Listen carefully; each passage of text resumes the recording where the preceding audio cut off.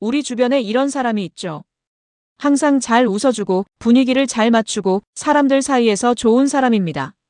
누가 힘든 얘기를 해도 잘 들어주고 누가 기분이 안 좋아 보이면 먼저 다가가고 자리가 어색해지면 먼저 분위기를 풀어줍니다. 그래서 주변 사람들은 이렇게 생각합니다. 저 사람은 밝은 사람이네. 힘든 일은 없을 것 같아. 저 사람 옆에 있으면 나도 기분이 좋아져. 맞습니다. 그 사람 옆에 있으면 편안합니다. 그 사람이 웃으면 분위기가 살아납니다. 그 사람이 있으면 관계가 부드러워집니다. 그런데 의외로 그 사람이 혼자 있을 때는 다릅니다. 말수가 줄고 생각이 많아지고 이상하게 마음이 허전해집니다. 그리고 이런 생각을 합니다. 나는 왜 이렇게 외롭지? 이런 분이 있습니다. 사람들 앞에서는 항상 웃습니다. 농담도 잘하고 분위기도 잘 살립니다. 그래서 사람들은 그 사람을 좋아합니다. 모임에서도 중심에 있고 직장에서도 분위기 메이커입니다. 그런데 집에 돌아오면 갑자기 조용해집니다. 소파에 앉아서 아무것도 안 하고 핸드폰도 잘 안 보고 그냥 천장을 바라봅니다. 그리고 이렇게 중얼거립니다. 오늘도 내가 너무 맞춰줬나? 사례 2. 또 이런 경우도 있습니다. 누가 힘든 얘기를 하면 잘 들어주고 공감도 잘해줍니다. 힘들었겠다. 나라도 그랬을 거야. 괜찮아. 내 잘못이 아니야. 그래서 주변에 사람이 많습니다. 다들 그 사람한테 털어놓으러 옵니다. 그런데 정작 본인은 자기 이야기를 잘하지 않습니다. 나는 괜찮아. 나는 별일 없어. 그래서 결국 이렇게 됩니다. 나는 누구한테 털어놓지. 나한테 먼저 물어봐주는 사람이 없네. 핵심 심리. 이걸 한 줄로 정리하면 이겁니다. 잘 웃는 사람은 감정을 숨기는데 익숙한 사람이다. 1. 감정을 표현하지 않는다. 잘 웃는 사람은 자기 감정을 뒤로 미룹니다. 힘들어도 웃고 속상해도 넘기고 억울해도 그냥 넘어갑니다.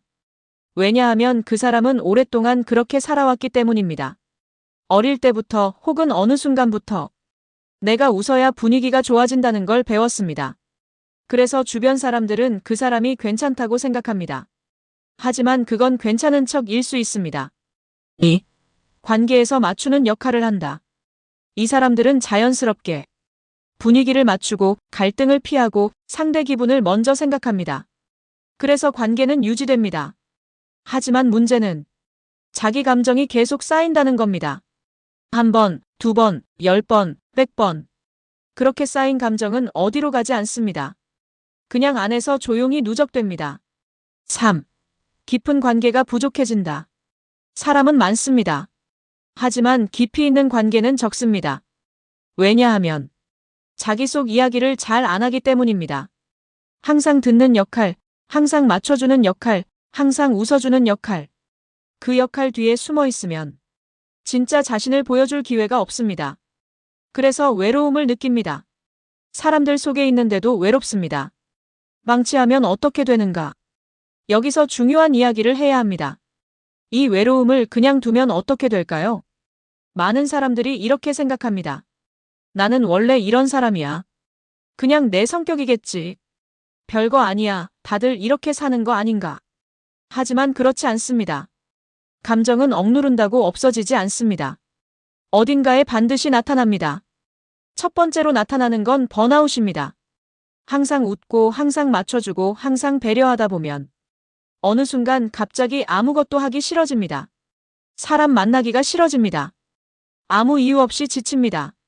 그게 번아웃입니다. 그동안 너무 많이 줬기 때문입니다. 두 번째는 관계에 대한 무감각입니다.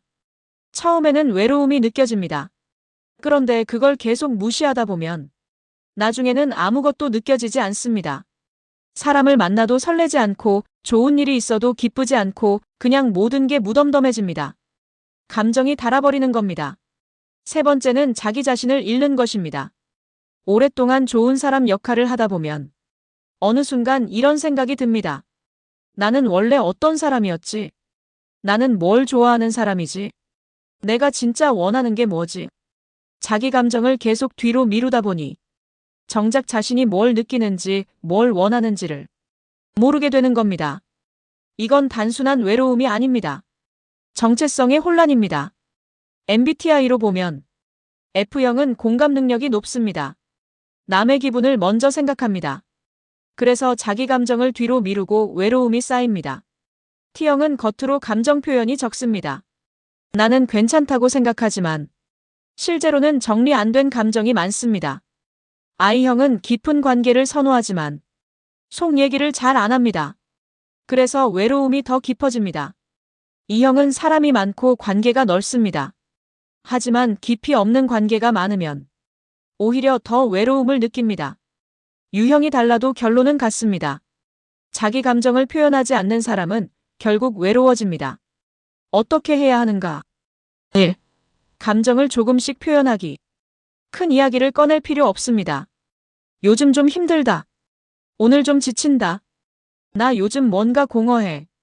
이 정도부터 시작하면 됩니다. 작은 표현이 쌓이면 관계가 달라집니다. 2. 단 한 명에게 솔직해지기. 모든 사람에게 털어놓을 필요 없습니다. 단 한 명이면 됩니다.